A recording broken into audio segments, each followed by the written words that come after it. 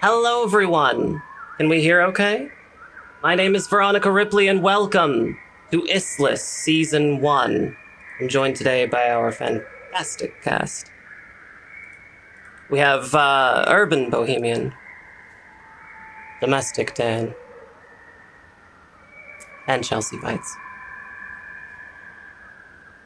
Our Kickstarter is now live. If you would like to support our Kickstarter, please click on the link in chat. Today, I would like to begin our story in a little place called Arcadia. Nestled in the foothills of Mount Data, situated just north of the capital Chazal, Arcadia Farms is a vast and fertile meadow with a rich history and culture.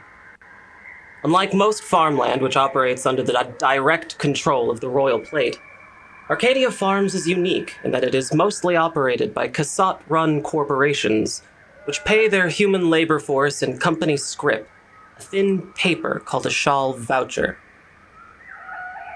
A variety of company stores and boutique businesses catered to the agricultural industry have cropped up in Arcadia, notably a small chain of airns known as night ferries, to serve sorbahol, calt wine, and food, and a few corner apothecaries called Pedelsons. Visitors to Arcadia are required to exchange their currency for vouchers, and often report that the quality of goods and services in Arcadia is far below that of the rest of the Platelands.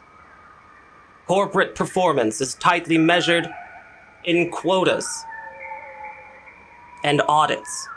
These corporate zones, which perform the best, are given better rations, more vouchers, and fewer restrictions. Those which perform the worst live in abject squalor. The Taz Corporation, or Tazco, runs the northern agricultural blocks, which benefit the least from the aqueduct. Tazco has historically underperformed, and the human laborers within Tazco's corporate exclusion zone tend to fare the worst in Arcadia. Grown in Arcadia is the famous cult plant, from which much of the sorbahol used in the Platelands is made, along with a leafy green stalk called a pila plant, which is edible to humans. The fester berry is also grown here, a tart, delicate berry with a distinctive red color and an aroma of rotting flesh, which often draws swarms of bone flies when picked. Festerberry, though edible to humans, is more often used as livestock feed. Arcadia Farms is divided into corporate zones, each containing at the minimum 4 habitation blocks, a town square, a corporate development office, a night ferry's airn, and a Pedelson's apothecary. The cobblestone of Tazco's town square is cracked and worn, but the small wooden platform which acts as a stage is sturdy enough. It is surrounded cardinally by crumbling habitation blocks held together seemingly by a fine, shimmering Cassatt filament. The Tazco offices, where currency is exchanged and the corpsmen call home, loom in the northwestern corner of the town square, casting a long shadow over the Habs at sunset. Across the street to the south lies the local airn, called Night Ferries, with a small connected Pedelson's apothecary, which is rarely well stocked. Supplies are delivered by Tazco once a week, and a lottery is conducted in the town square once a month to see which workers will receive better or worse accommodations.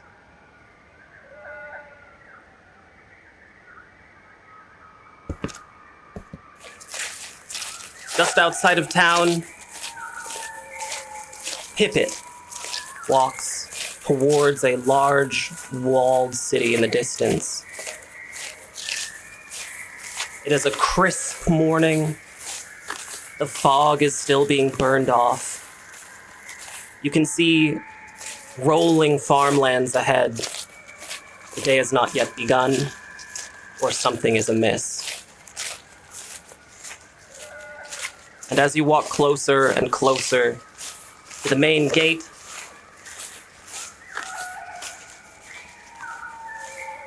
before we do, actually, I'd love to hear a description of your character. I love it. I am Not a super tall, but a stoutly young woman. Really, really short eyebrows, but also short, curly brown hair. Olive skin, a little darker tone. But all I'm wearing is my blue uniform, got my backpack on, very simple shoes. And of course, if you peep on my backpack, it looks like I've got like a little scientist kit of some sort. Just goggles hanging off on the side, several pairs, in fact. And yeah, that's my quick and dirty description of Pippett. Excellent. As you walk closer and closer to the walled city, you notice the checkpoint at the base of the wall. A horseman stands outside, arguing with someone, a very well-dressed someone. Would you describe your character, Pon'n? Pon'n is a tall, about 6 foot, dark-skinned man, shaven head, with a short beard. And he is, aside from the cloak, he's wearing sort of a dark blue and teal outfit, but he is wearing what appears to be a very fine-looking purple cloak. If you notice, it has additional kind of pockets on the in-sleeves for various kind of materials, pens, paper, things like that. And he generally has, it flits between a neutral and somewhat friendly but guarded expression.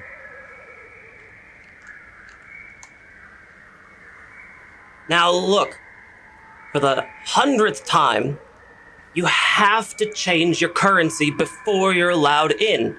No saints, no gents, nothing. This is irregular. I simply, it's not, it's not done. I don't, why, we have to have our saints on us. How do you do that differently here? How do you even exist like this? It's not a thing. Every bit of currency gets exchanged for vouchers. You gotta get vouchers in the city, but you take your currency, you can have it when you leave. Vouchers. Do I have to have those present on me at all times? Do I have to show those when I'm around here now, too? If you want to buy something, yeah. And what guarantee do I have that I'll get my saints back? It's company policy. Pon'n reaches into a cloak and pulls out a small notepad and just starts sketching this person's face. Very well. Don't think you won't be remembered. Oh, great, we got an artist. And begrudgingly removes the ring with his saints and hands them over. Much obliged. Guard walks away, back into the city, closes the door behind him, and leaves you out here. I'll walk up to the individual standing there, clearly frustrated about the shakedown they just had. And I'll look them once over, and I think I might recognize them. And I'll walk up and say, "Hello. Are you new here?" Oh, hello. No. Not exactly, but things have... I clearly don't remember how things work. And he looks back with a bit of familiarity. "I think I recognize you. We might have shared a hab together." Yes.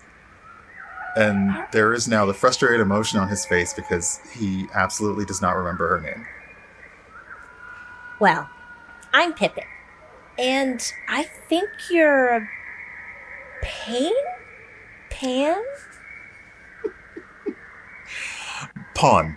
Very, very close. Very good. Fantastic memory. of a sort. You leave quite the impression. I will take that as the compliment that I'm sure it was intended as. I hope. A very good impression. I should be more clear. My words don't really mean much where I work, so I keep it short. I do not have that luxury. I often have to choose them either very carefully or very flowingly. It can be exhausting. They took my saints for Yes. vouchers? Yes, they do that. It's been a while since I've been here, but I'm very familiar with how it's set up here in Arcadia Farms. And that's normal. Yeah, it's normal. Can't really fight it. Well, as I said, it's most irregular. I'll wait for the gentleman to come out so I can actually switch my saints to vouchers as well. The guard comes back out from the. You can hear just like an unbolting of this big door in the wall. He just unbolts several locks in a row, opens the door, walks back outside with a single. It almost looks like tissue paper, like it could fall apart in your fingers. Very well used, should absolutely have been replaced at some point. And hands you this tissue paper with some elaborate geometric designs all over it, and the human word voucher. All right, you get 1 voucher. We've deducted the cost from your total amount of saints. How considerate of you. You're very welcome. Oh, we got another one. You got saints you need to... Let me take a look at you. Do you have saints on your person? I do. Yeah? Absolutely, and I'll take them out. No fuss. Just hand whatever I have over. Well, look at that. Someone capable of following instructions. I'll just silently look at them. Compliant. The guard mumbles something else about corporate policy and retreats back into the town, locking the bolts behind him. Very tiresome.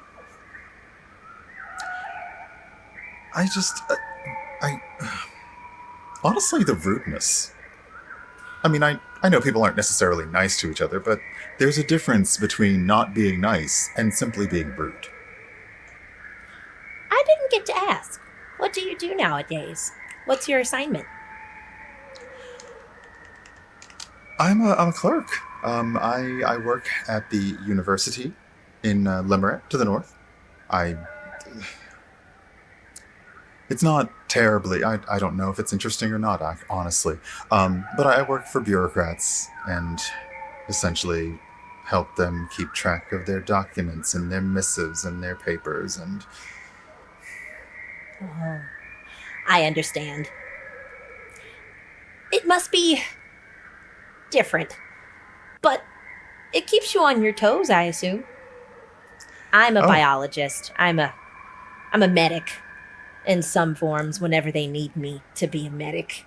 So I keep up with papers and things, but more of the dire sorts, mostly numbers and calculations and chemicals.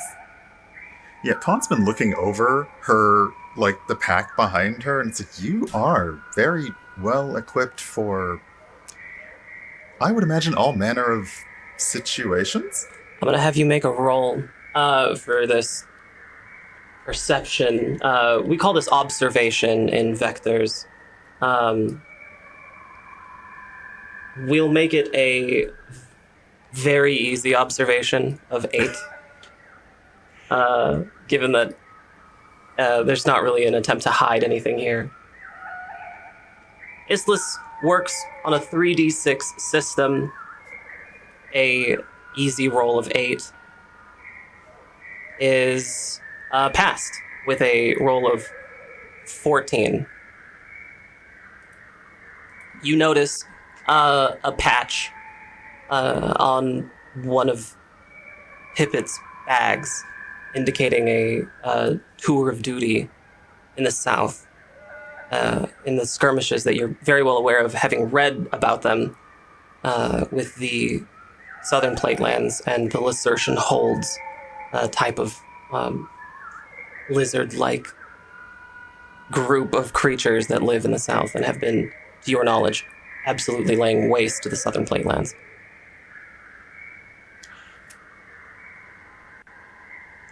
I see. Oh,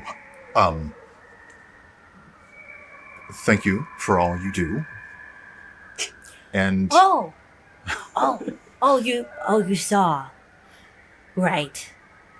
Yeah, it feels weird to take any sort of approval or praise. I really was just there to make sure no one died. And I only did my best.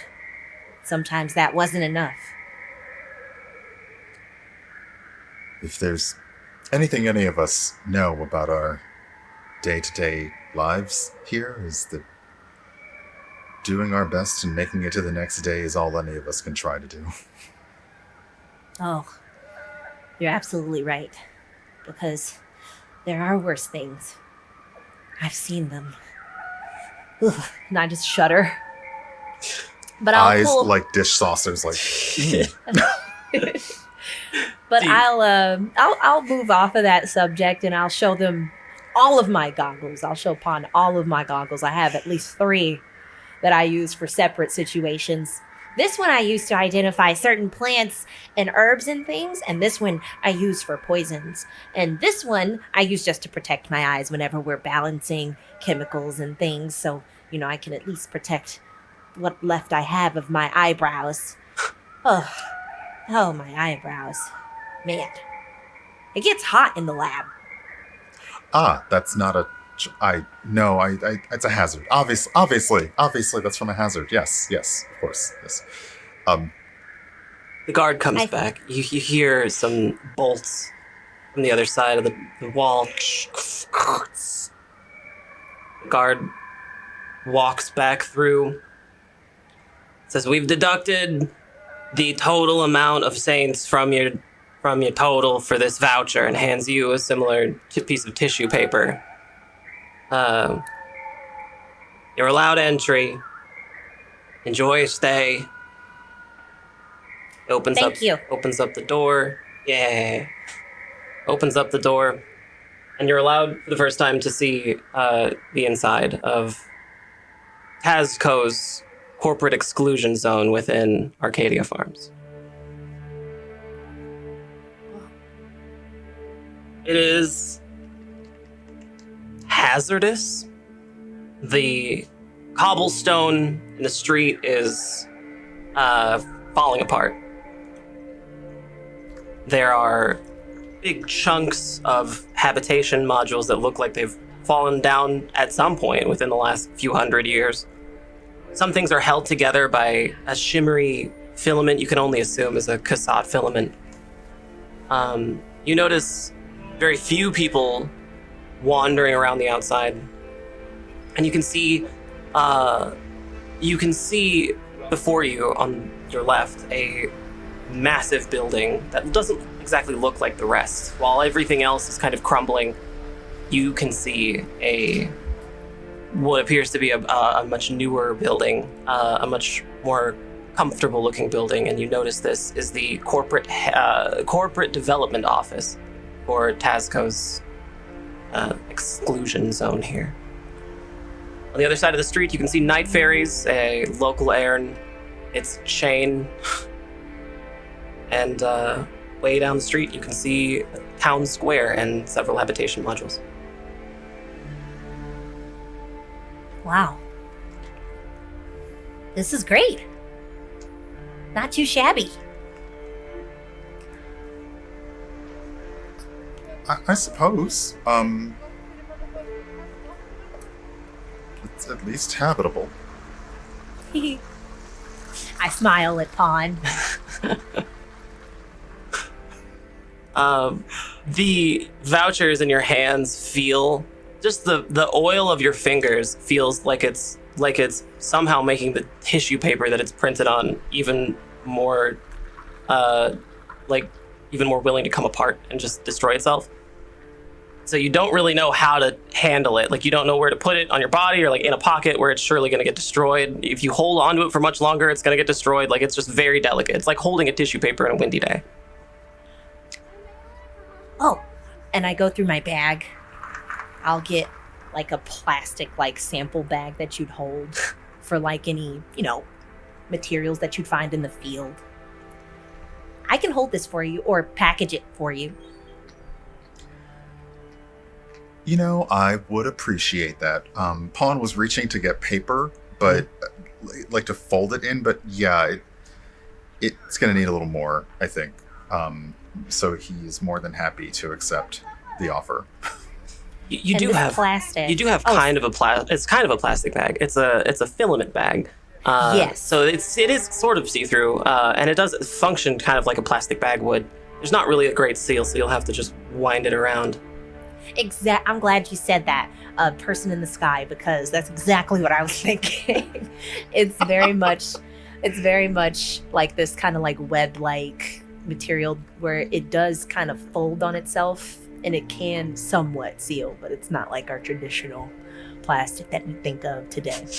So I'll hand you that and I'll fold it and give it back to you. Pon'n takes it and he just kind of looks around, and does anybody else appear to be like the ways to the north are, we keep our currency out.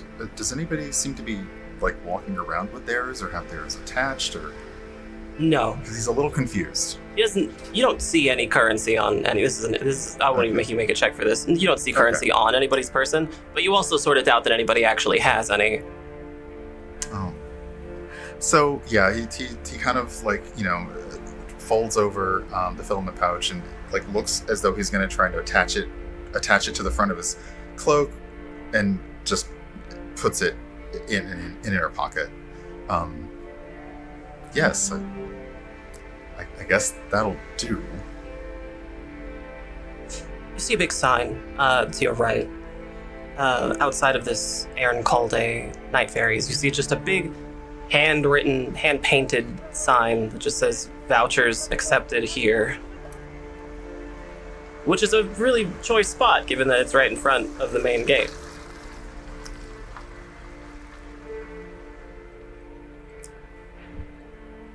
I suppose trade is good, one hopes. But yeah, he's still taking it in and looking around and also like watching his feet a little bit because it doesn't look super steady.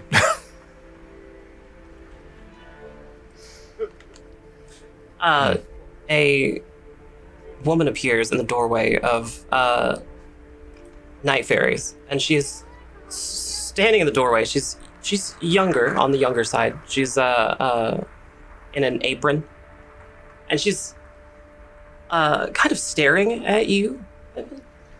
She's just kind of like trying to figure you out. Do you know them? They seem to know you.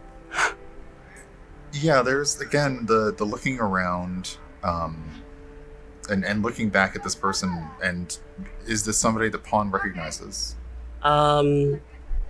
Potentially. Why don't you go ahead and make me a roll? We'll make it an easy, make it another easy roll of 8. Okay. That's a 15. Absolutely. You couldn't forget Essera. She was bubbly and a lot to deal with. She always had a pleasant demeanor despite whatever situation she may have been in, and at one point even helped you carry some things, and you just remember her being very chatty. Wait, I think I know them as well. Ezra? Pippett? Ezra! Is that you? Oh my...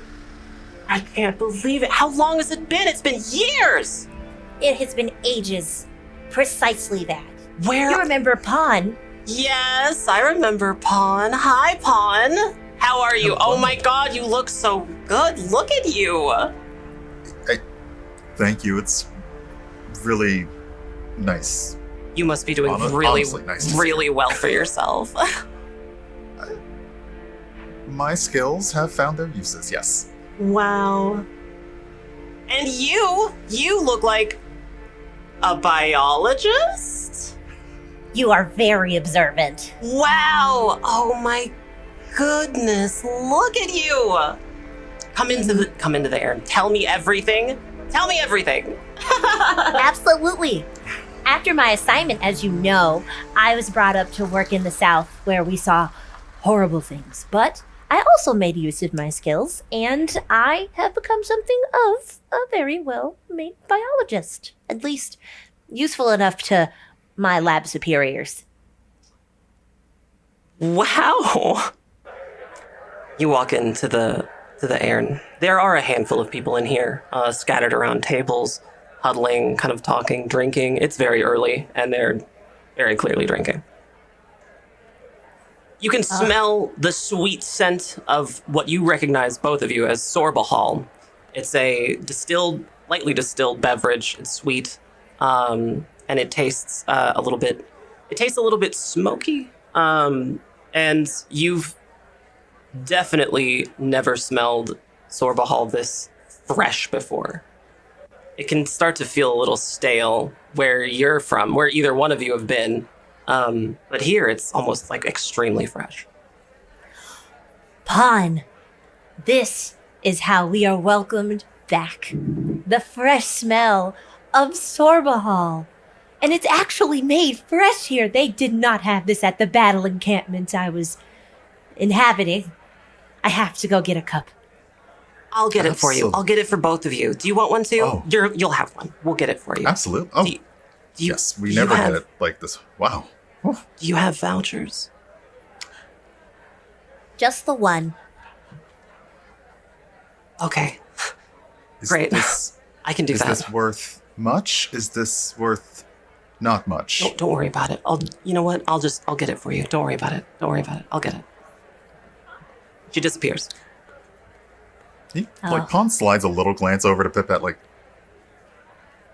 or Pippett looks, and if you look, I don't know if you'll have to, but I feel like it's very plainly on their face or her face, like oblivious. Like there's no consequence to giving their only voucher to Ezra and all of that. Like it's just over their head.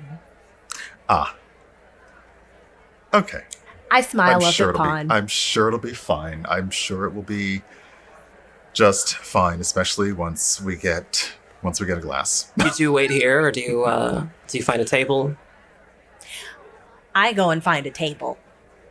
Yeah, following along behind Pippett. And Ezra got us. They used their vouchers, or did they take our vouchers? Ezra didn't bother taking yours. Just said she'd get it for you. Ezra's very sweet.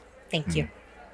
As you walk towards the table, you trip Pon'n over some equipment. Immediately starts to apologize, he's not even sure to whom.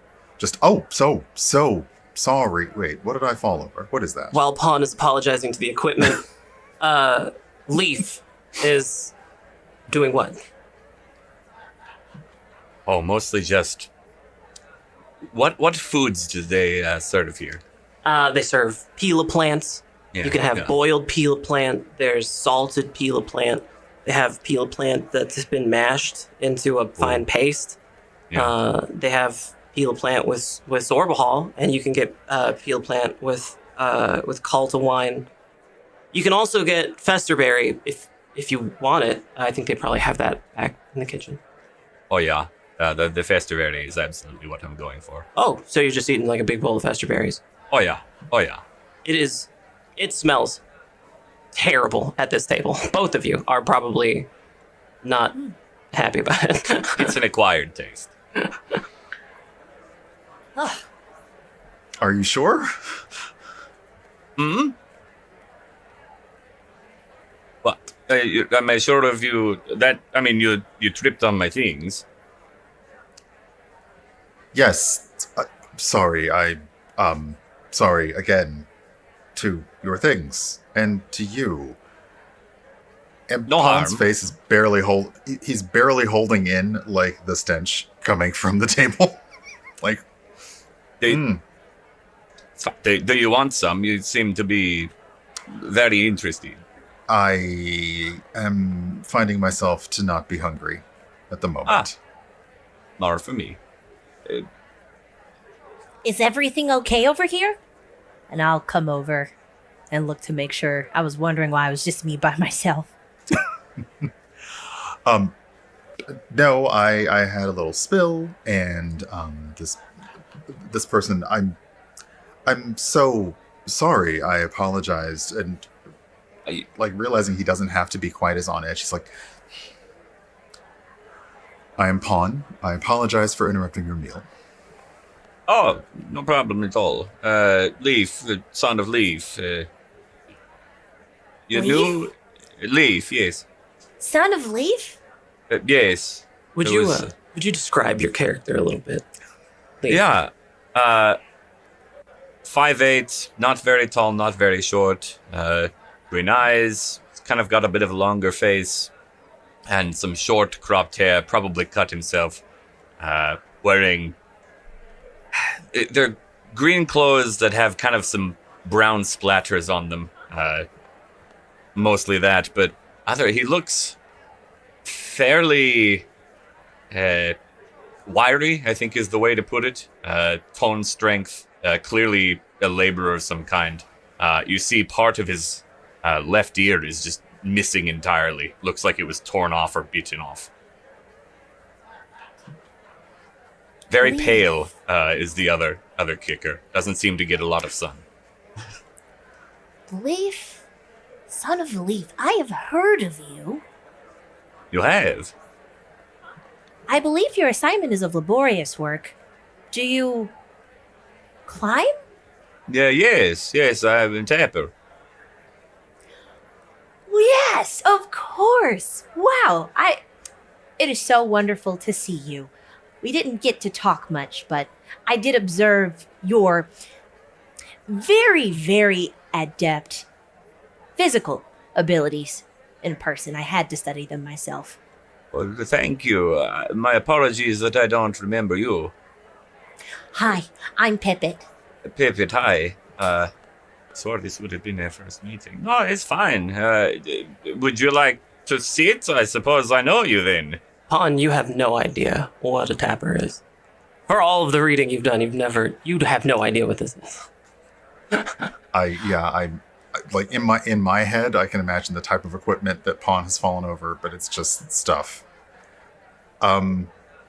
Since we sort of made a bit of a commotion here, Mhm. Pon'n is ready to just sit down here and Sure, not take sure. any more attention. Yeah.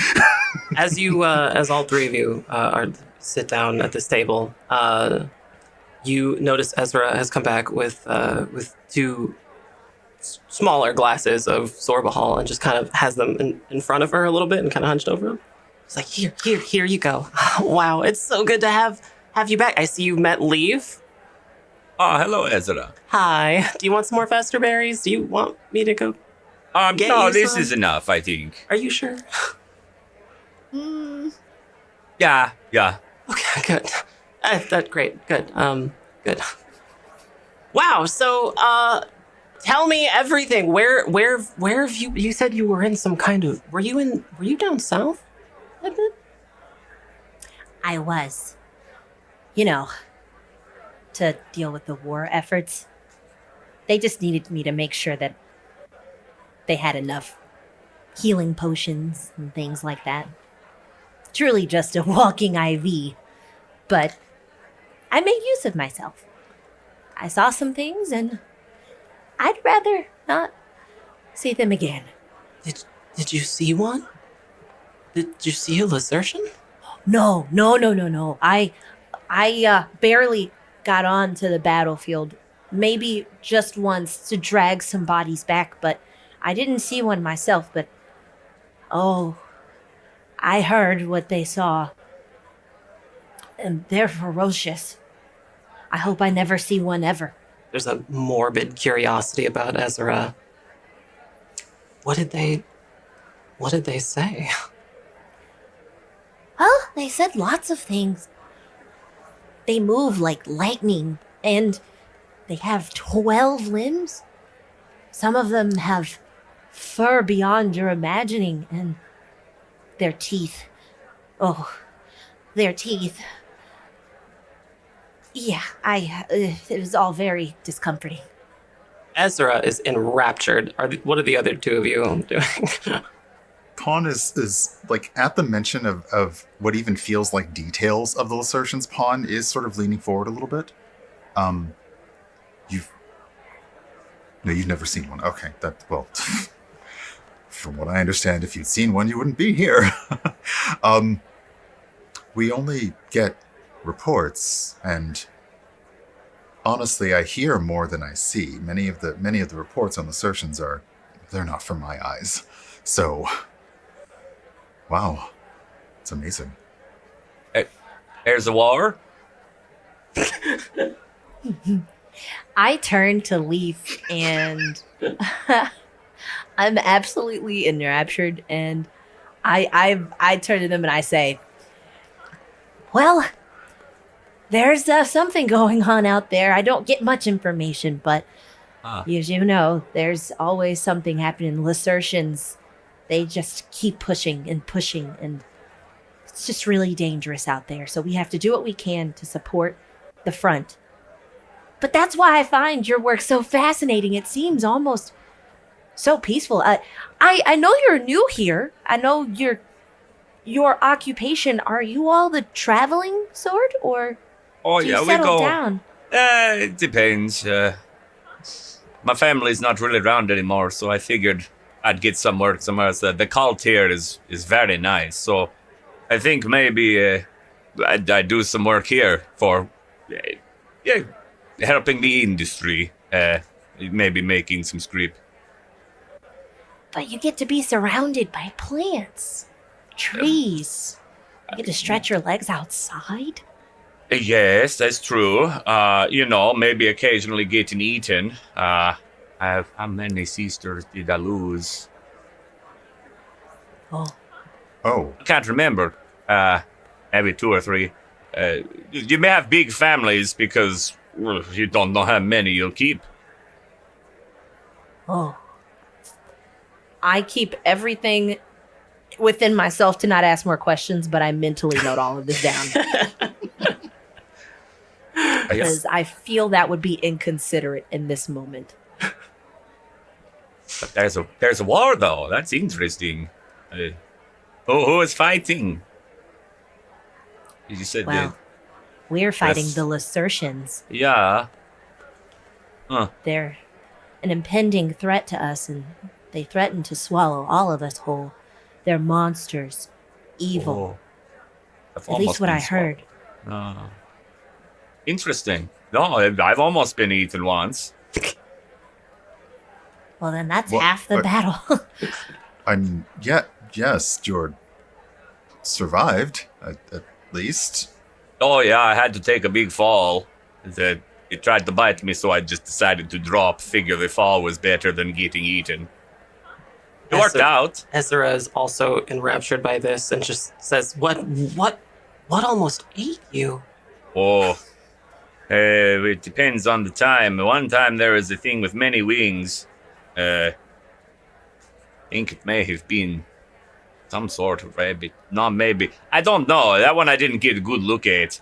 But Rabbits are the worst. yes, there's so many of them. So many like to climb up the trees and get the flute worms. So many. Usually I try to kick those ones off, though. They're not as bad as some of the other things. Just kick him? Well, yeah, what else are you going to do? Amazing. Fascinating. Well, I suppose I should let you know, today's a big day here, at Tazco. They're gonna do the lottery today. Oh, The lottery? The lottery, yeah, where... oh yes. Today? That's happening today? Yeah. They're gonna Oh. ring the bell any minute now, and they're gonna draw everyone's names and see who gets the better habitation and more rations and stuff. Well, let's hope for the best. Yes, absolutely. I haven't actually gotten anything above the floor for the last for the last 4 or 5 months. As you look at Ezra, you notice she's actually pretty emaciated. She's got a lot of bruises on her. Looks pretty like she hasn't slept in a while. Despite her bubbly, demeanor, her appearance is a little bit jarring. Well, today may be your day. I hope so. I was thinking about asking. I was thinking about asking for consideration. Consideration is when you raise the issue that your habitation block isn't doing so well, and then they let you speak to a to a cassette. What a wonderful idea.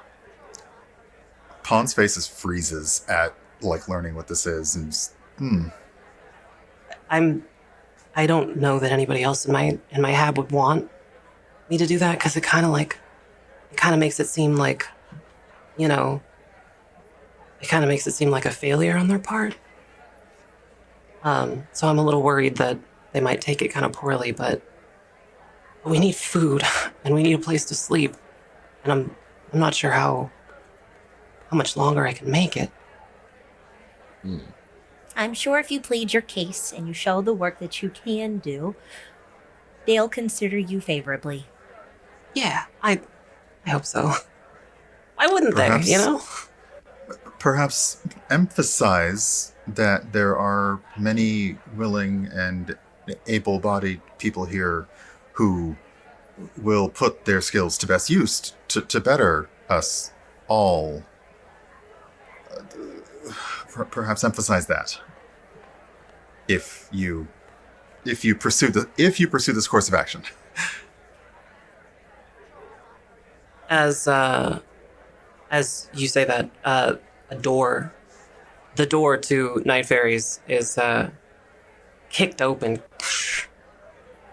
and in to Night Fairies walks, no, more like strides, a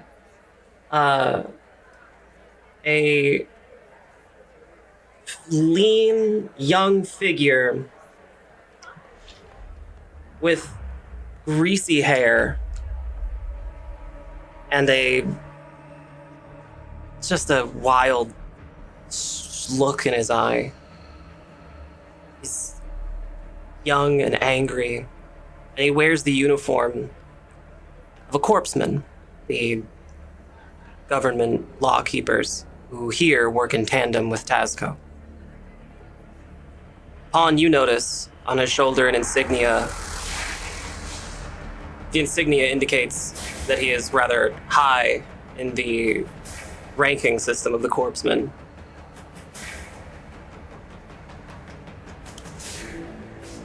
Pon's eye, upon seeing that, almost like this sort of deferential, but also just furtive looking down, not choosing to meet this person's gaze, and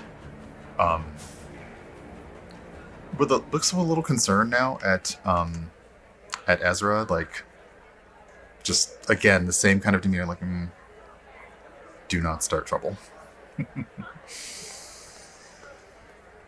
Oh, yeah, that's one of the new corpsemen. I think his name is, it's Ingman?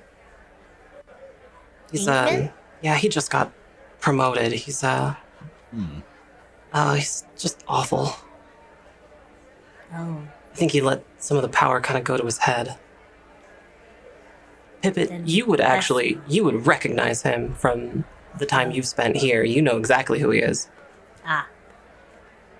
yes.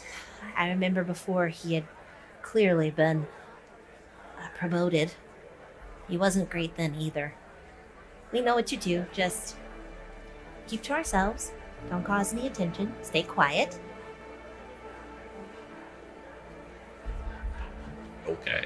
He speaks up to address night fairies and just says, "Y'all ready for the lottery?"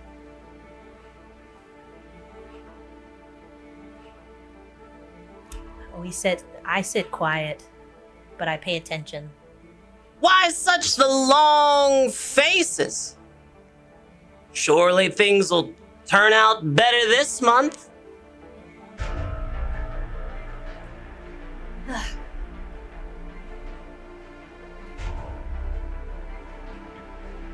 Yeah?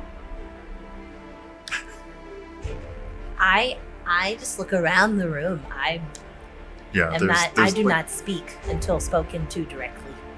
Pon'n nods in acknowledgement, but still says nothing. Strides up to the bar. Ezra! Ezra! She skitters over to the bar and just immediately just hands him the much taller glass of sorbol than you were given, without asking for a script or anything, and just takes a long pull and, "Oh, don't look so sad. Come on. Get a little excited. Isn't it kind of fun not knowing?" You can see from your table that Ezra kind of looks like she's about to cry, which is not something you're used to seeing. And at that moment,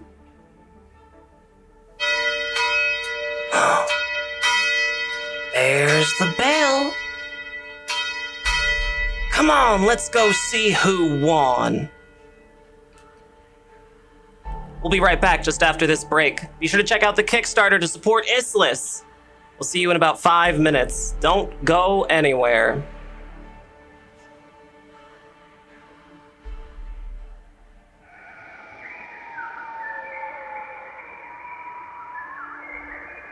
Hello, and welcome back to Issliss Season 1.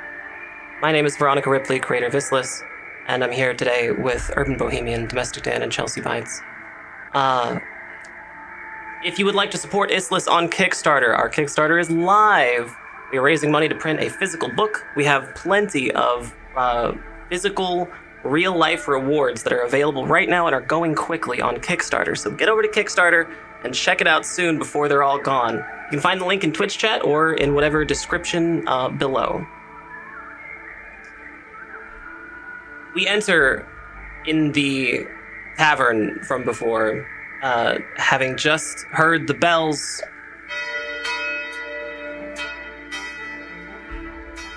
See Ingman pound the sorbahol, almost all of it, which is nuts because it's kind of alcoholic.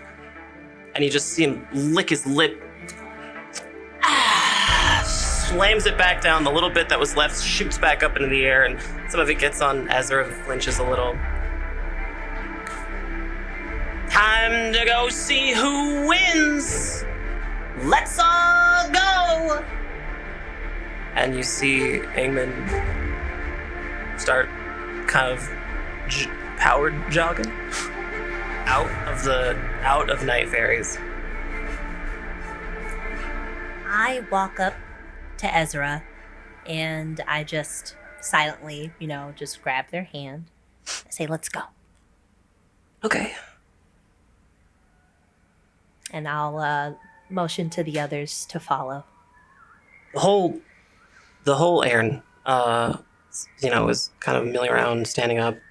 They all kind of come outside, sort of muttering, right? Oop, that's not it.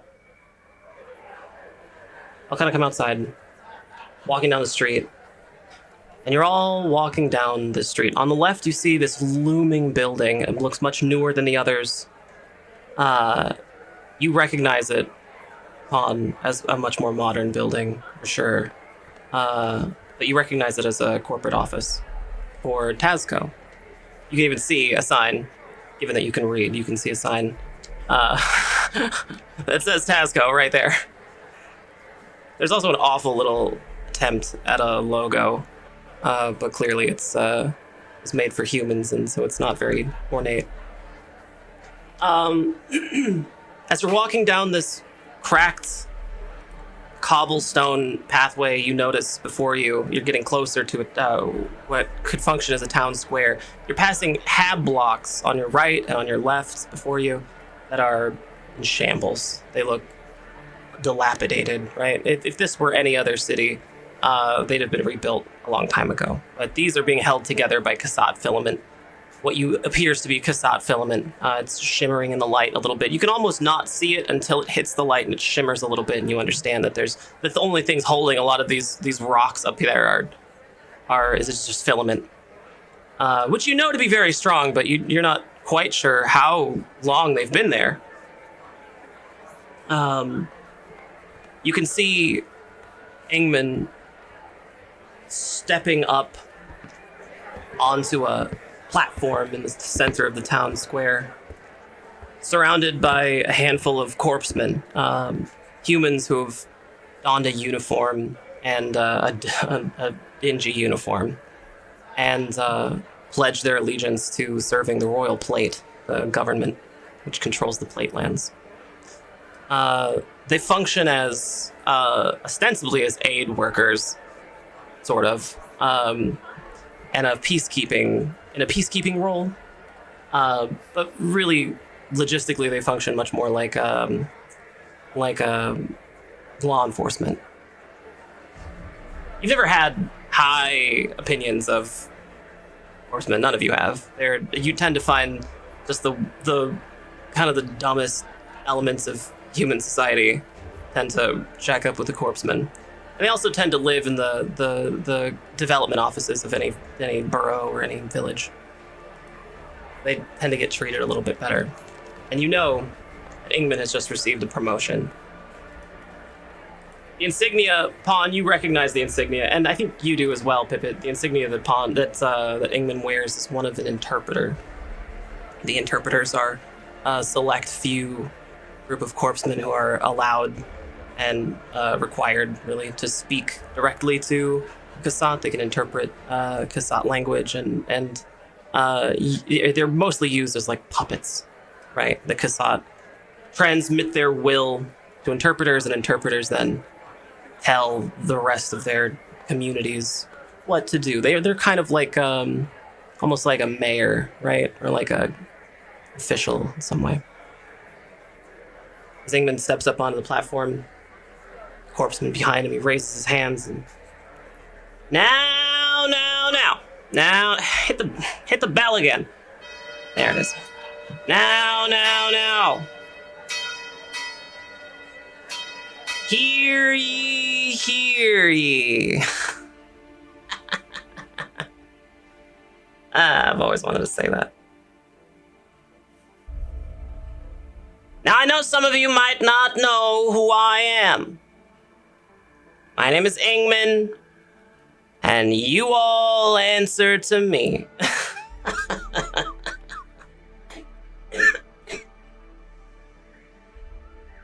Now, I may be new here, but I have witnessed a great problem. I know many of you have had issues in the past with your habitation, sanitation, why, even your food.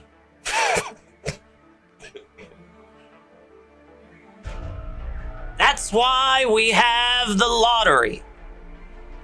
So that any one of you can rise above your station and accept the mercy of those of us with the royal plate and our corporate partners here at Tazco. Everyone will reach into this bag, pulls out a big bag with a drawstring over the top of it. It's heavy, very clearly. It shakes a little bit when he holds it up. You will draw 1 tablet. Good luck.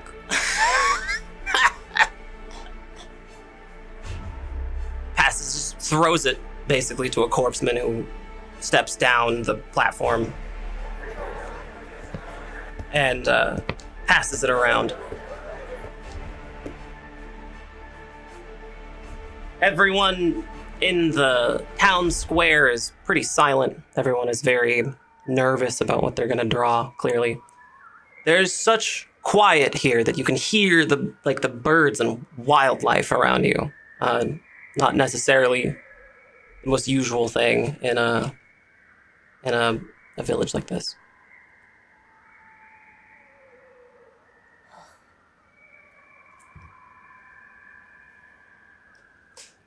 This is stressful. The air's just a little tense.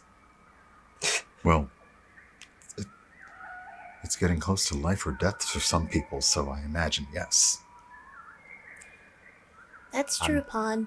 I look around and the Habs have only gotten worse since I've left. I thought they'd at least improve just a bit. Leef, you would know that the habitation modules are only improved if corporate quotas are met. And you know that they have not been met in a long time here in Tazco's corporate exclusion zone. Yeah. Don't expect them to get any better. Like at all. This, Why is that, Leef? uh... Have they not been meeting their quota? No, I don't think they will. The quotas here, they're a bit high for what the output can be. Not many skilled laborers and things. I'm not too worried, but yeah, most of the time, this section in particular is very bad. Oh, well, that's most unfortunate. Yeah, I don't think anything good is going to happen for them. The corpseman stands in front of you, Pon'n. Says, Pick it.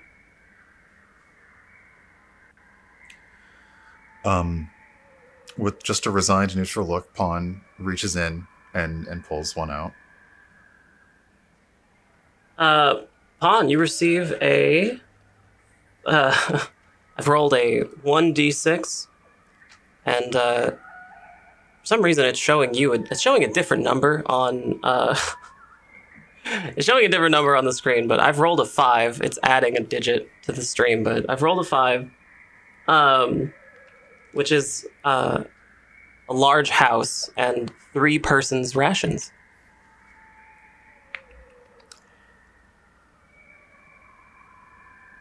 Pick it to you, Leef. Oh, okay, thank you. You have rolled a 1. Okay. You have no permanent shelter and no rations. Pick it. Absolutely. You have rolled a 2. You are awarded a small hovel and enough rations for 1 person. Okay. And pick it. The corpseman pushes the bag towards Ezra. Ezra goes to reach her hand in. Corpseman lowers the bag a little bit. Pick it. Ezra pulls out a 1. You can see tears begin to form in the bottoms of her eyes. Horseman continues on. Oh, you got the 1 too. That's a good number, I think. No, Leef, it is not. No. Oh, they go high to low, not low to high, I see. Yes. Ah. Okay. Oh, extra food for me, that's fine. would Pawn know much about how the lottery works here? I think you would. I think you would probably be able to infer how it works.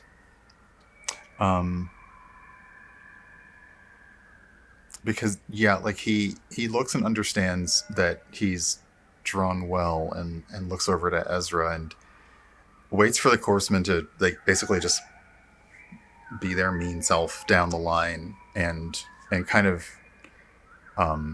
like, I guess I'm wondering, like, after we pick, did the Corpsman look, or do we then take the polls and turn them in somewhere else? Yeah, you have it still. You can see everybody who's picked has their token. Yeah, he kind of leans over towards Ezra and just says, "Buck up, smile, as best you can." Okay. You can hear a tussle, across the crowd. You can hear somebody fighting, like, "No, it's mine! It's mine!" And they're fighting. A couple people are fighting over a token. They both start grappling on the ground. The Corpsmen come along and break it up! And they take both of their tokens and give them ones. Oh. Is that distraction enough for Pawn to try and swap his token for Ezra's without being super noticed? Let's see. Let's take a look. Potentially. There are a lot of people watching, and it is daylight. Let's take a look. You are also not skilled in chicanery, which this would be. Yeah, this is so you more would be of rolling at a disadvantage, and it would be difficult, and you could critically fail. I would allow it, but the risk is pretty great.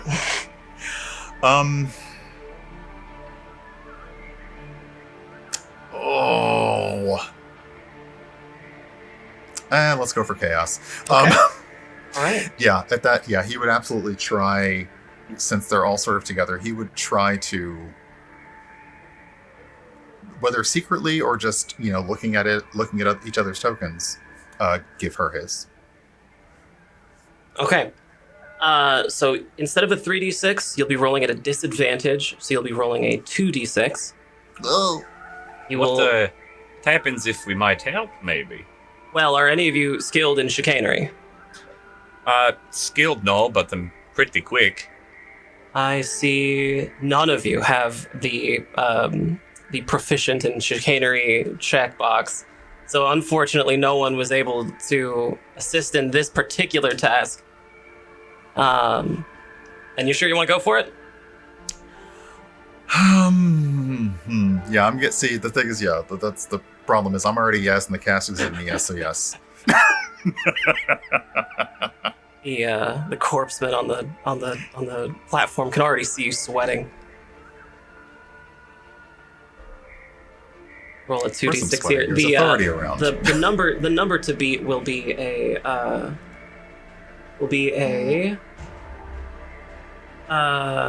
let's take a look at my sheet here. Number to beat will be a 15. No, sorry. The number to beat will be a 13. It's average or hard if you're improficient. Okay. Average hard or very hard if you're improficient. So the number to beat will be a 13. Let's take a look. This is 2d6. That's a 5. For some reason it's showing a 7. I'm just gonna go by what's on the screen instead. So on the screen you're showing a 7. And your chicanery skill adds a 3 to this, so you get a 10. Unfortunately, it's not enough. Okay. To beat the odds here. You may have won the lottery, but you have failed the dice check. The corpsman standing at the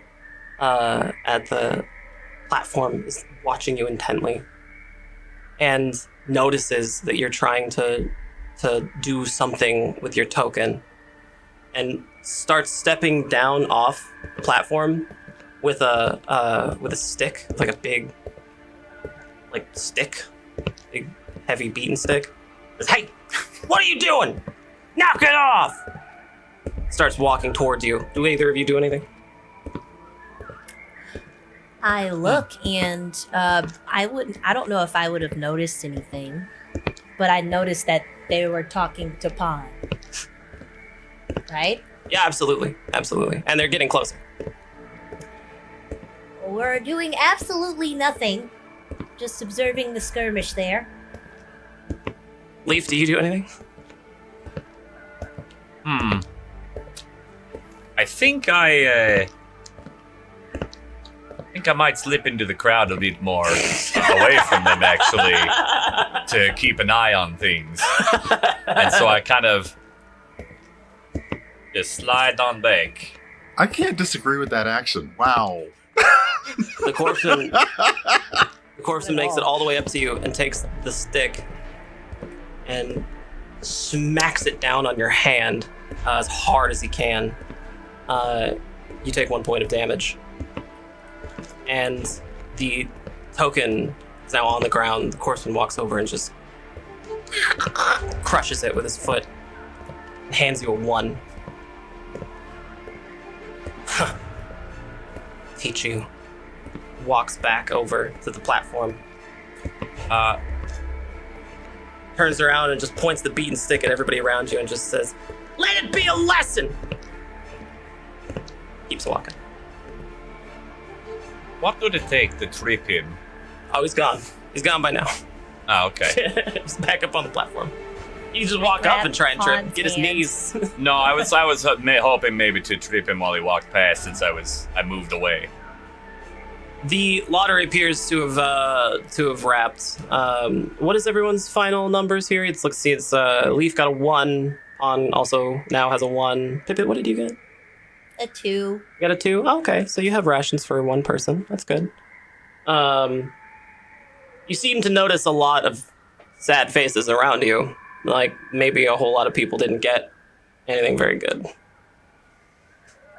I go to put a salve on Pon's hand. Sure. Just a basic, just simple oil.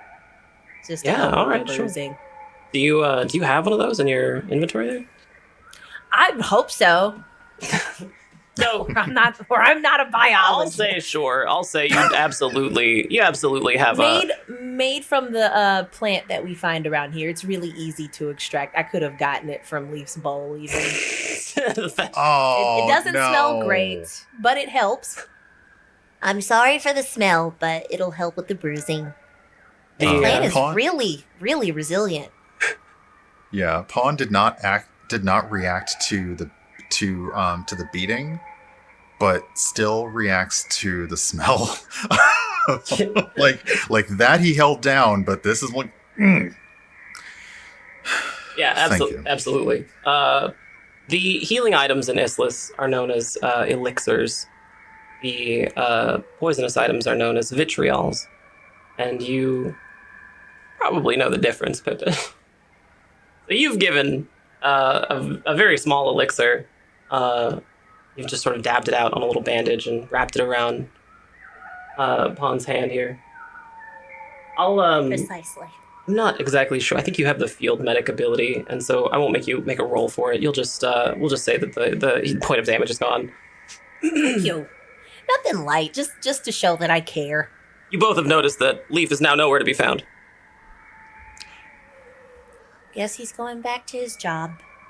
I hope he's okay. Seems like it's breaking up anyway.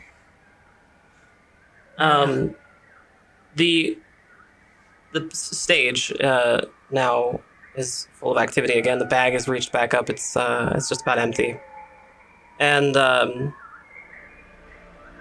you hear Ingman from the stage.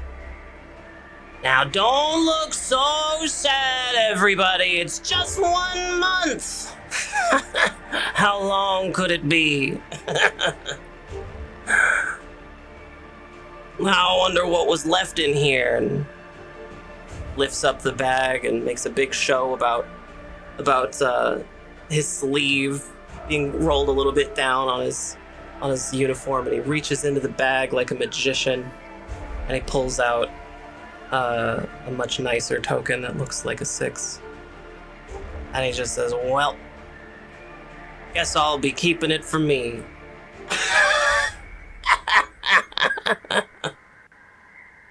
And he steps off the platform, begins to walk away. Ezra, as everyone is milling around and leaving to go to their jobs for the day, Ezra steps up behind and begins kind of running after him. And you can't hear them, any of you, but you can see down a little side alley near a hand block, you can see what appears to be Ezra pleading with Ingman. I hope it works out for Ezra.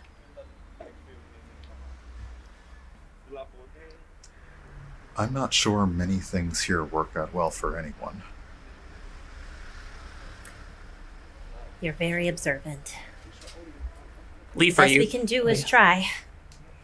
Are you watching this too, or where have you gone? Oh yeah, after most of the crowd dispersed, you would definitely just see Leaf still standing there, probably after they've moved away, maybe 10 feet just off to the side. Okay, so you guys, you see it. Oh, hey there. Don't know why you did that. Did what? What happened? The point down at the... How bad is the tablet on the ground? Like dust, like a few pieces? Oh, it's shattered. Yeah, there's like pieces have fallen into the cobblestone, and it's not looking great. Yeah. Well, the reason I was asking was, I wondered if it could be repaired. Almost certainly not. It's pretty flimsy to begin with. That's what I was wondering. Yeah. Yeah. If you did try to repair it, the consequence would surely be pretty great. Yeah, for sure.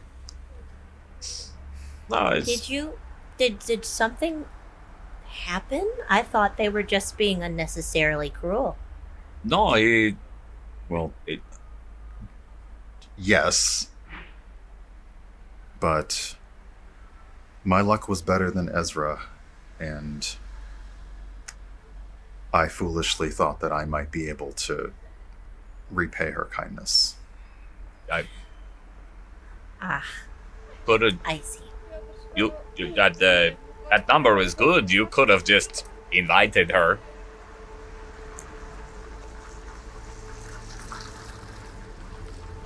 I don't live here.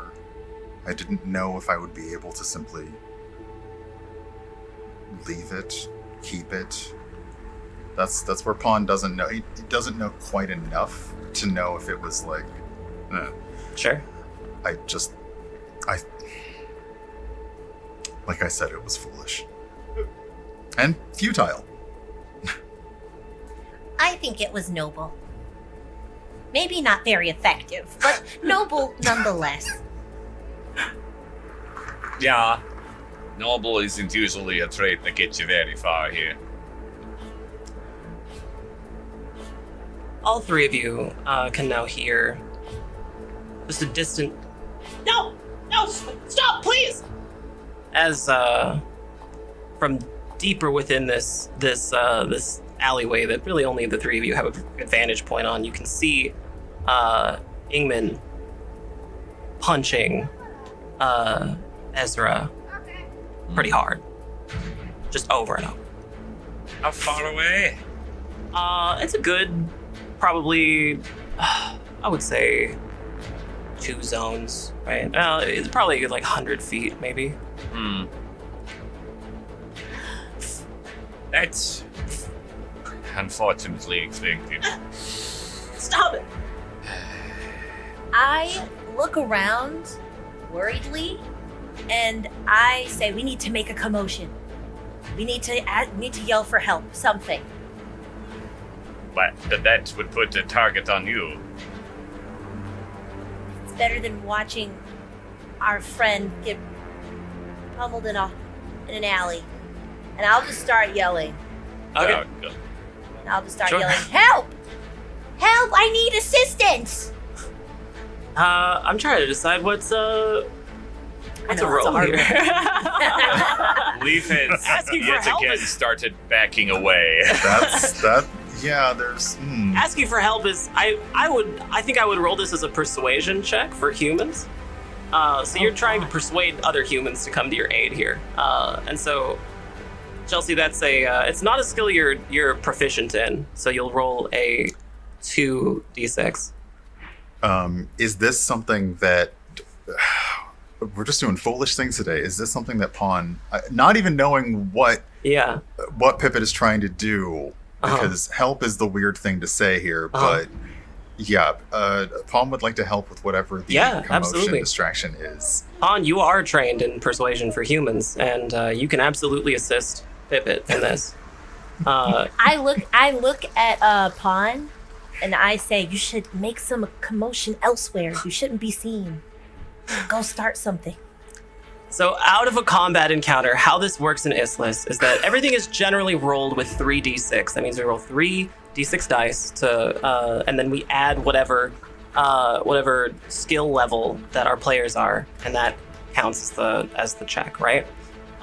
However, if someone is untrained in a particularly skill, if they're not proficient, we call it, and they roll a 2d6. Except when assisted. A big portion of Issliss is being able to assist your cellmates, your team, your players. We call this synergy. Because Pon'n is trained in persuasion, you can offer synergy to Pippett to bring your dice total up to 3d6, so like a normal roll. Your roll will go as follows. You have you can now add 2 to the total that we roll here on a 3d6 roll, and the number to beat will be a 10. So 3d6 is a 9 plus 2. Oh, I'm so sorry. Hang on. Clear. There we go. 3d6 is an 8 plus 2 is a 10, and because you are initiating this action, you succeed in this roll. So, if we're just getting their attention, I want to direct them to. I want to just let them know that someone has stolen someone's tab or their ticket. Mm-hmm.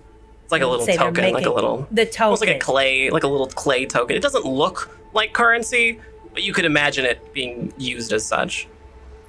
They've stolen that person's ticket. They're running that way. So you're just Kind out of into the crowd. I'm trying to misdirect them. Yeah, they've gone that way. Yeah, somewhere far away from here. And I'm a little confused. Who are you talking to? If we got their attention, Uh-huh. Eamon's attention, which I prefer, 'cause I'm just trying to cause a distraction. Yeah. I'd love if they come this way. That's what I want to say. So you guys are currently What in happened? the town square, and you're looking at an event that's happening about 100 feet away. However, Okay. in this town square, there are other corpsemen in addition to like just other civilians walking around, and you succeed in getting their attention. Okay. So you can direct them to an event if that's what you want. Yes. How do you do Okay. that? You can both Okay, then. both contribute to this, Pon'n, since you assisted. You used synergy here.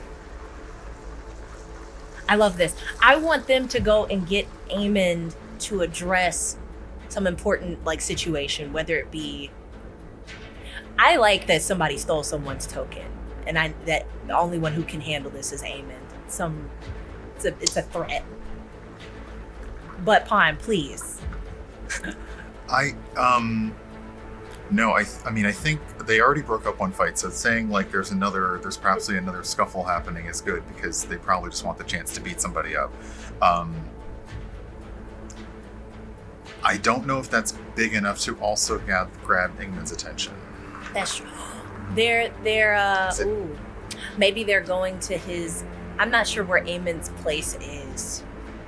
Maybe we heard someone saying they were going to break into Eamon's place, or Is there any kind of like what has looked like important enough like infrastructure since we've gotten here? Like the scuffle is threatening to damage that.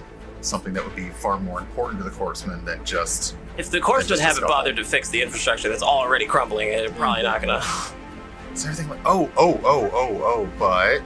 we were in the town square, which was outside of Night Fairies, which I love the name Night Fairies. It's awesome. Which is across from Tasco.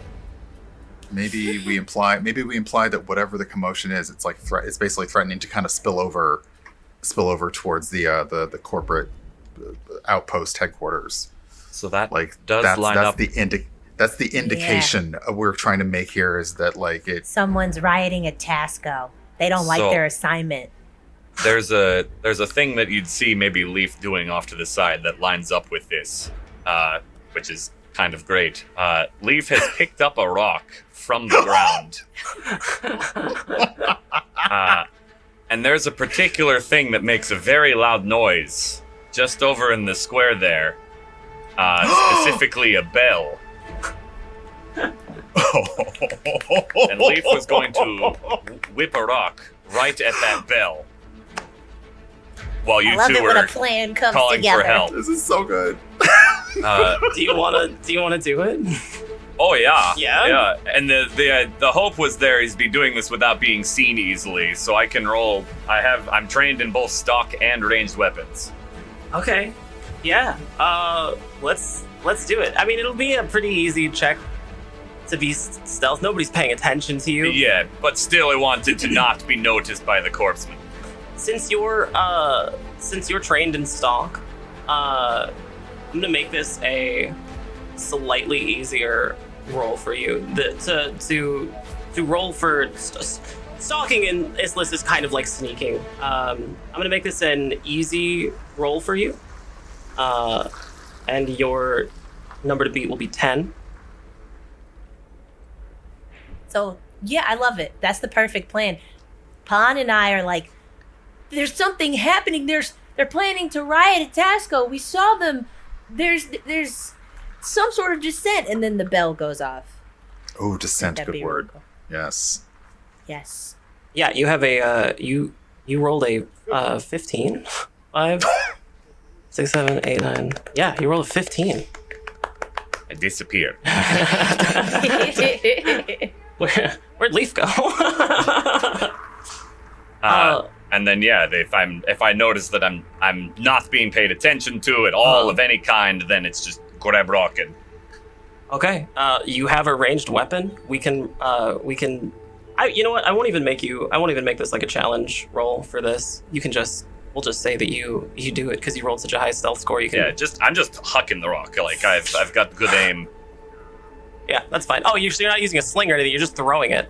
Yeah, I just wanted okay. it'd be more attention drawn to me if I put a sling Sure. out. So yeah, I'm okay. just Perfect.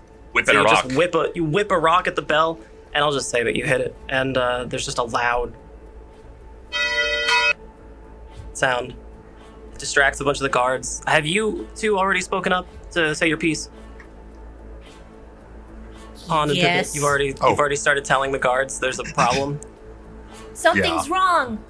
Yeah, that type vibe. Okay. You see a much larger, a much physically larger corpsman exit the corporate office, the Tasco office. Older. He's got a scar on one side of his face, and he's just like really imposing, like somebody who spends all of their time just getting completely jacked. Old and kind of grizzled and shredded. This guy's kind of not even fitting in the uniform very well. It's like the little stitching is kind of coming off. You can't tell. I mean, you don't think it's because the uniform's too old. You're pretty sure he just doesn't fit in it. And he comes striding out of the corporate office. And he walks right past you and right over to one of the corpsmen at the town square and just points at one of these comparatively children in playing dress up in their costumes. He points at one and he just says, "Where's Ingman?" And the corpsman is just kind of like a little shocked, like just points over to the alleyway. You can see the party. You can see that Ingman has Ezra by the collar. And the man with the scar strides over to this alleyway. And you can't really hear very well what's going on anymore, but you can absolutely see Ingman lets go of her collar. Ezra drops to the floor, and the man with the scar starts shouting and pointing and pushing his finger into Ingman's chest. And the look on Ingman's face is very distraught. The man grabs Ingman by the back of his neck and starts functionally drag pushing him away back to the corporate office in front of some of the corpsemen. And just as he's walking past you, you can overhear a portion of their conversation. And the man is livid. Can't believe you do this in broad daylight, Ingman. I can't believe you do this. Putting everything at risk, the mine, the operation. Get back in the office. I don't want to see you out here in daylight for 3 days, Ingman. You get in there. Get in there. And Ingman's just, yes, sir, yes, sir, yes, sir. Yeah, I'm sorry, sir, yes, sir, yes, sir, yes, sir, yes, sir. I get quiet and small real fast. When A lot of people get quiet and small when that guy walks by them, so that you're not alone. You're not alone. But if it's safe to move, I will try to make my way towards Ezra and just get them somewhere safe. Yeah, absolutely. You make your way over to Ezra, who is lying just kind of in a heap in the alley right there. You can see like some cuts and bruises, and you're already kind of emaciated. You're pretty sure well, I mean, let's get a check. You're a medical professional. Let's do it. Let's see. You have biology, so we'll roll for biology skill here. As a biologist, you're well trained in human and other biology. So yeah, we'll make this kind of an easy check for you since you're pretty well skilled at this. We'll say the number to beat is 8, and you're trained. So, let's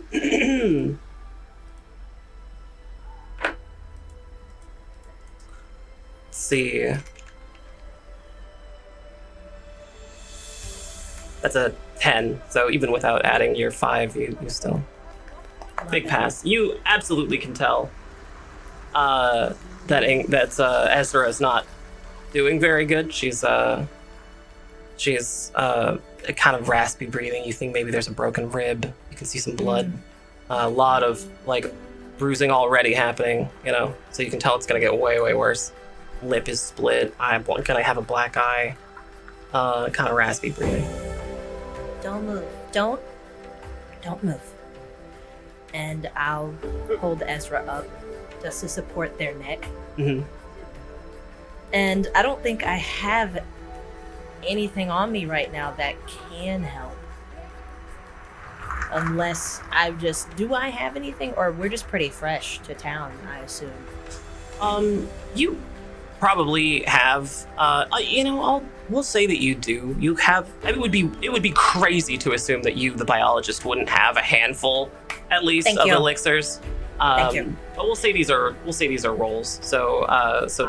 if you want to treat Ezra, we'll call it another biology roll. We'll just say, you're gonna treat wounds, right? Yes. Call it biology. We'll say it's trivial for you, so it's just a 5. Just do what I can. The modifier for this, by the way, is if we're looking at like a character sheet, the modifier would be since Pippett is trained in biology, you're given a total skill of 3 here, and that will be added to whatever the total of your dice roll is. Got it. So the number to beat is 5.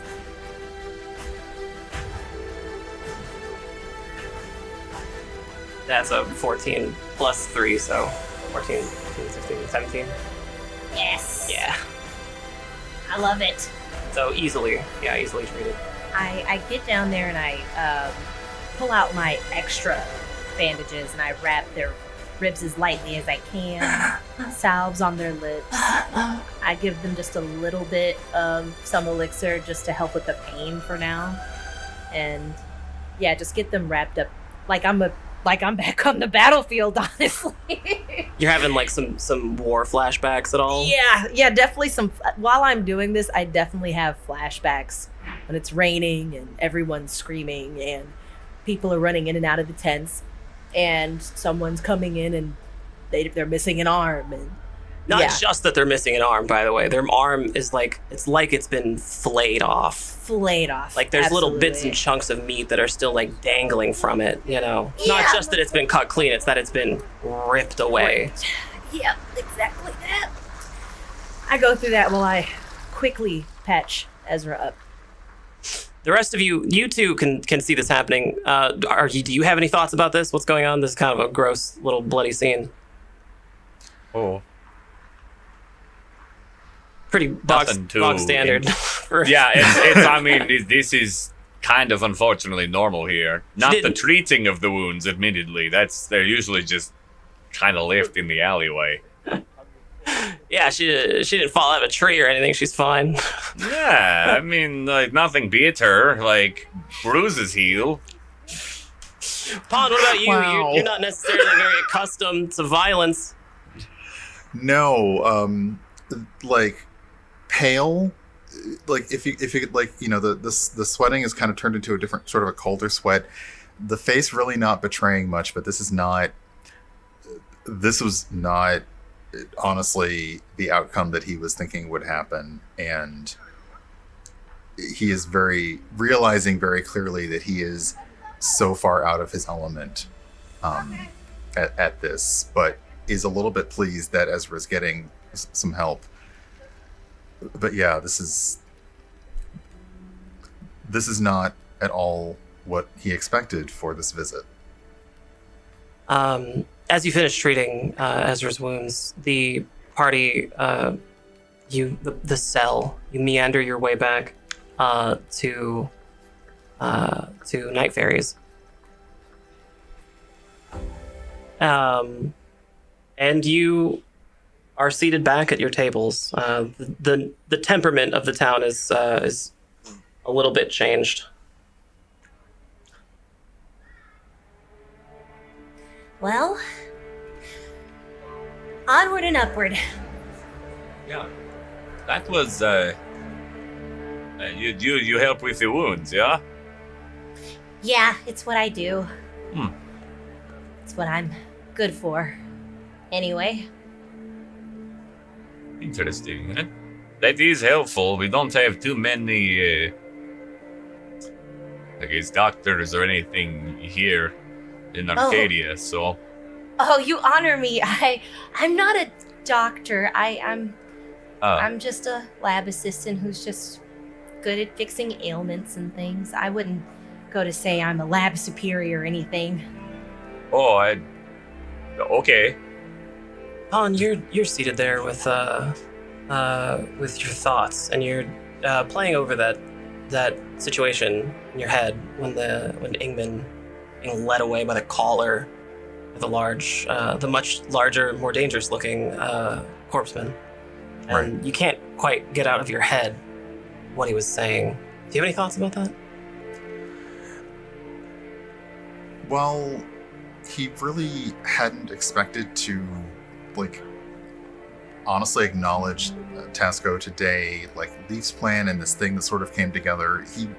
His eyes have been sort of fixed on the building, and I personally am trying to remember. He mentioned like you're going to mess up our operation, and was it mine? I cannot remember what he said exactly. I immediately come out with it as you're in the middle of your thoughts, and I say, "So did you hear what he said to Eamon?" No, I was over there.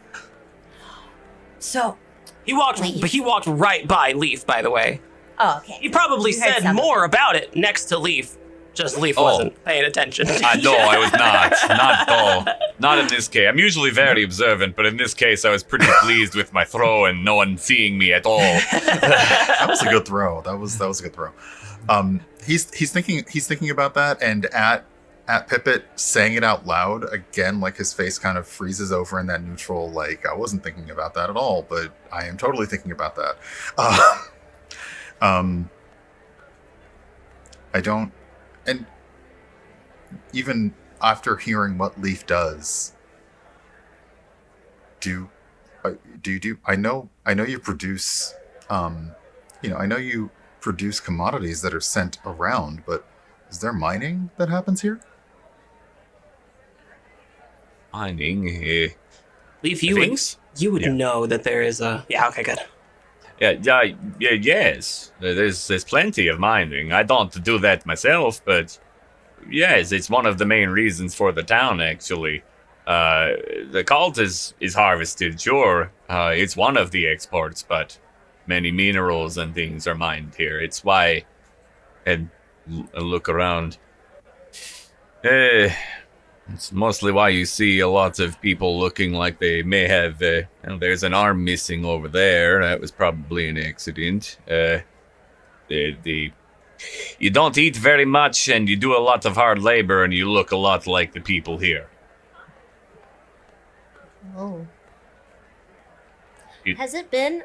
Would I know if the mining was as big as it was when I was here previously, or has it seemed to have gotten more intense? It's actually died quite a bit. In okay. fact, Leaf, you would know that there are huge problems impacting a lot of the mines here, and that several of them have been shuttered indefinitely. They don't say that there's a risk of disease, but well, as you're having this discussion, there's a sign being a hammering sound, just people inside of Night Fairy's quiet, and you can hear a hammering noise, and then footsteps walking away, like someone was hammering something into the side of the door. Do any of you go to investigate? Curious. I look over to Ezra. Does anybody else? Yeah. Everyone kind of looks up, wearily from whatever they were doing, and just kind of with a puzzled look on their face. Nobody really knows what's going on.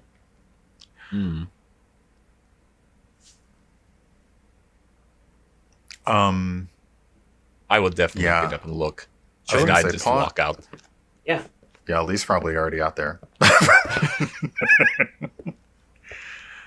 Pawn stands up to go towards the door as well. Yeah.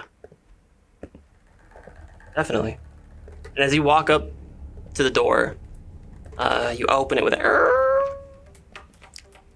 You can see a sign painted, having been hammered very recently, and the paint is still very wet. And the sign says, "Attention citizens.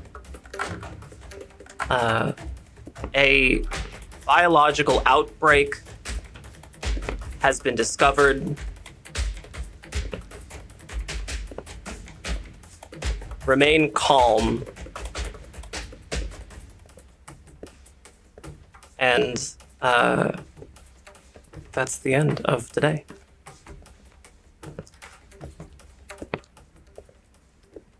We'll come back next week. Ooh. I'm so glad I'm a biologist. So Wait, am are I. you the outbreak? Is that what's happening? My name is Veronica Ripley. I'm joined today by Urbanbohemian, Domesticdan, and ChelseaBytes. Big thank you to the cast for inhabiting these wonderful characters of Pon'n, Leef, and Pippett. If you would like to learn more about the show or about these characters, please join the Discord. We have a Discord server, fablescraps.com/Discord. You can also pick up a quick play guide coming very, very soon at fablescraps.com. Please be sure to check out our Kickstarter, where we're raising money for a physical copy of the book, and we'll be releasing these VODs here on Twitch, on YouTube, and anywhere you can listen to podcasts. So thank you so much. We'll see everybody again very, very soon, every Friday here on Twitch at noon Pacific. We'll see you next week. Bye, everyone.